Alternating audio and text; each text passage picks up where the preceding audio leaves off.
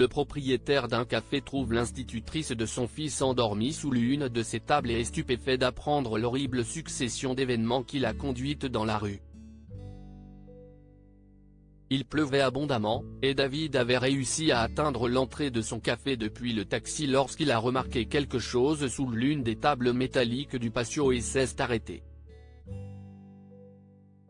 C'était une femme recroquevillée sur le sol en dessous de la table, le dos tourné vers lui.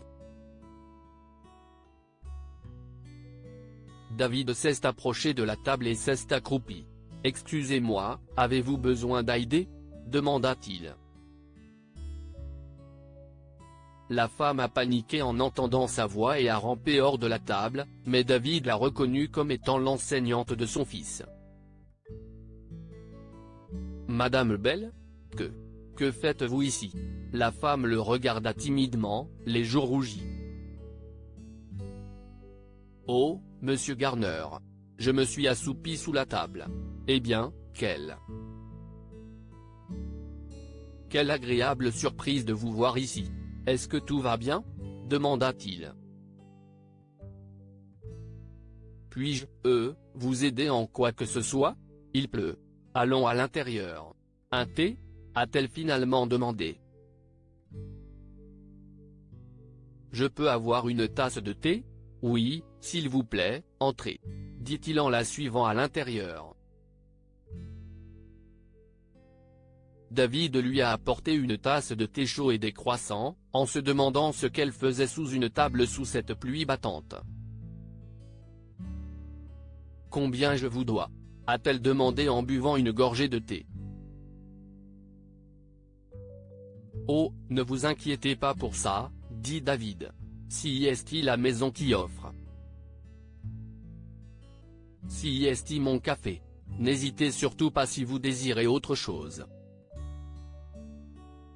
Madame Bell était émue par la générosité de l'homme, et elle a rapidement senti des larmes chaudes couler sur ses joues. David ignorait ce qui n'allait pas chez elle. Ses vêtements étaient sales, elle sentait la viande avariée et elle avait l'air désemparée. David l'avait toujours considérée comme la Madame Bell, une enseignante brillante et talentueuse qui avait vraiment mis son fils sur le droit chemin et mis fin à son comportement vilain. « Allez-vous bien ?» a-t-il demandé. « Le thé n'est pas à votre convenance ?» Elle secoua la tête. « Non, il est délicieux. Vraiment bon. Si est juste que... je traverse une période difficile. Et je ne m'attendais vraiment pas à ce que quelqu'un soit aussi gentil avec moi. Merci pour le thé. Sincèrement.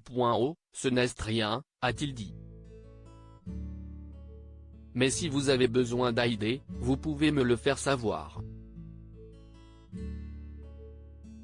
Heureusement, j'ai un peu de temps avant l'ouverture du café. Qu'est-ce ce qui ne va pas, Madame Bell ? Que faisiez-vous sous la table ? Lorsque David lui a montré qu'il était sincèrement inquiet, elle s'est mise à pleurer abondamment. David lui a donné un mouchoir en papier, puis elle a révélé les choses terribles qu'elle avait vécues au cours des derniers mois. « Mon mari, » commença-t-elle. « Mon mari et moi étions hébergés chez mes beaux-parents parce que nous devions hypothéquer notre maison pour son entreprise. Quand il a proposé de vendre la maison, qui était à mon nom, j'ai hésité. Mais ensuite, j'ai accepté. C'était pour notre bien, si est ce que je pensais. L'entreprise de mon mari était florissante, et nous avons obtenu d'excellents résultats. Nous avions prévu de récupérer notre maison, mais mon mari est tragiquement décédé dans un accident de voiture mortel avant l'échéance. Mes beaux-parents m'ont chassé de la maison après ses funérailles. Ils ne m'ont jamais aimé. Ils pensaient que je ne voulais à l'argent de leur fils.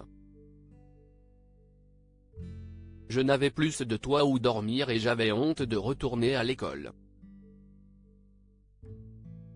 les gens se seraient moqués de moi si j'y retournais dans ces conditions. J'ai donc démissionné de mon poste, pensant trouver un emploi ailleurs. Mais ce n'était pas facile. Je n'avais plus d'économie, et j'étais désemparé par le fait que mon mari n'était plus là. On m'a enlevé mes enfants parce que je ne pouvais plus subvenir à leurs besoins. Je m'abritais de la pluie sous cette table. Je suis toujours sans abri. Non, non, pas du tout, dit David. Je suis passé par là. Mon état n'était peut-être pas aussi grave que le vôtre, mais j'étais tout aussi désemparé lorsque ma femme a divorcé. Madame Bell, la vie doit continuer. J'ai dû me ressaisir pour le bien de mon fils, et vous devriez rester forte pour vos enfants. Vous ne devriez pas abandonner. Je vais vous aider. Pourquoi ? Demanda-t-elle en fixant son thé d'un air absent. Je ne le mérite pas. Je ne mérite rien du tout. J'ai échoué dans la vie. Vous ne le voyez pas ? Non, vous n'avez pas échoué, dit David. Écoutez, je peux vous embaucher. Vous pourriez progressivement reprendre votre vie en main en travaillant ici. Nous avons des opportunités pour le poste de manager, et cela pourrait vous permettre de sortir de cette mauvaise passe. Faites-moi confiance. C'est dur, mais pas impossible. Et vous pouvez rester dans la maison de mes défunts parents. Je n'ai pas l'intention de la vendre. David avait le cœur brisé de voir une femme talentueuse comme Madame Bell gâcher sa vie à cause de sa terrible belle famille. Il a donc décidé de l'aider, et miraculeusement, cette aide a eu un impact considérable. Non seulement il a aidé Madame Bell à se remettre sur pied, mais il a également aidé à poursuivre en justice sa belle famille pour obtenir la garde de ses enfants et à les récupérer. Elle aurait pu également les poursuivre pour abus, mais elle a laissé tomber parce qu'elle avait déjà récupéré ses enfants, qui étaient plus précieux pour elle que tout le reste.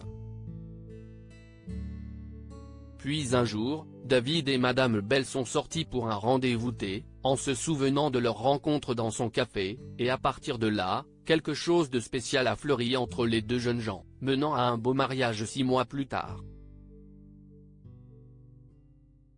Que pouvons-nous apprendre de cette histoire ? Les temps difficiles ne durent pas longtemps, mais les gens difficiles, oui. Madame Bell a dû faire face à des choses horribles dans sa vie, mais elle a réussi à s'en sortir avec l'aide de David et est devenue une personne confiante et belle. La justice finit toujours par l'emporter. Ayez foi dans les plans de Dieu. David a aidé Madame Bell à poursuivre sa belle famille et à récupérer ses enfants, que sa belle famille maléfique lui avait enlevés par la ruse. Partagez cette histoire avec vos amis. Elle pourrait égayer leur journée et les inspirer.